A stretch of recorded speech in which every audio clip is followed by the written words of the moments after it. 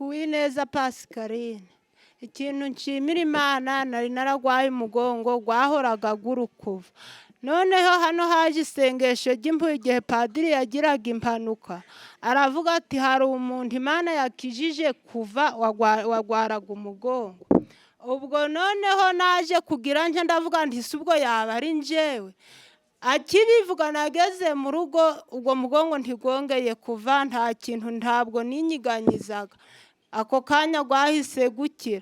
Ikindi nshimira Imana, nabaye aho ngaho ntegwa igikomere n'abavandimwe, kirambabaza bigeraho nja mu bitaro, ngeze kwa dogiteri bamburamo ingwara.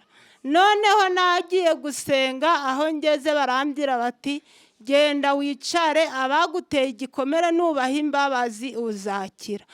Naragiye ndakira, nafataga umwana naje kumuheka nkumva ni igisebe mfite mu mutima, ariko namaze kubaha imbabazi, nta mbabazi bansabye, bimva mu mutima ko nje nabaha imbabazi kubera ko nari nabibwiwe mu sengesho.